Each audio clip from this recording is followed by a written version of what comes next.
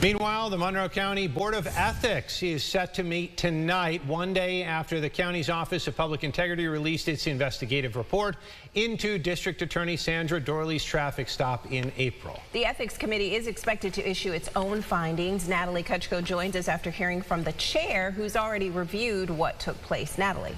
Yeah, Adam, Teresa, so the committee actually met this afternoon. That meeting wrapped up, and they are getting ready to release that report pretty soon. As previously reported, the Office of Public Integrity, or OPI, found the district attorney violated multiple rules and regulations for county-issued vehicles and described her behavior as, quote, rude and abusive. The OPI's director, who I heard from today, also happens to chair the Monroe County Board of Ethics Committee, where that incident is under review.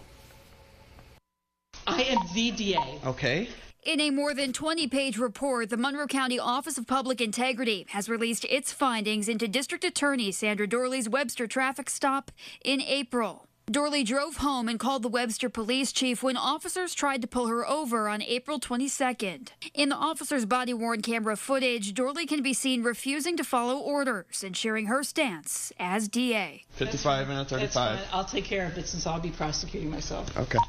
The OPI's report found Doorley violated multiple rules and regulations, including failing to drive safely at 20 miles over the speed limit, failing to obey vehicle and traffic laws of New York State, and failing to report the incident to the county's fleet manager.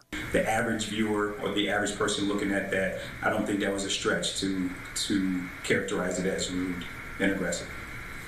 And abusive is the term, correct? Right? Yes. Jansen McNair leads the Monroe County OPI and chairs the County Board of Ethics Committee. He comes with 25 years of experience in law enforcement and discusses the OPI's role to bring transparency without discipline to its investigations. Doing this job, you really have to make sure you take your personal opinions, and I use my experience, of course, but personal opinions you take out and just stick with the facts. McNair also describes one key point in the investigation: whether or not the DA was intoxicated at the time of the traffic stop. Looking at social media and some of the complaints that we received in the office, that folks really thought that the district attorney was intoxicated, and we went to great lengths to determine, based on the information that we had, if that was the case. We looked at when she left her office, what time she did, and what time the traffic stop took place, and it was minutes, and it was very reasonable, the amount of time. We talked to the Webster Police Department officers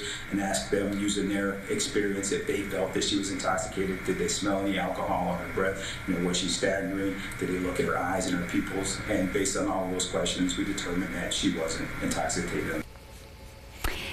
So the OPI there confirming that the DA was not intoxicated at the time of this incident. Meantime, the governor is the only entity responsible for taking action in this case. We have reached out to her office, who we're told is cooperating with respective agencies that are investigating, for comment on any course of action that could be taken sometime in the future. We have not yet heard back from the state. Meantime, the DA's office is also not commenting at this time. Again, the county's Board of Ethics meeting this afternoon, and we are told that report is set to come out any day now. Back to you at the desk.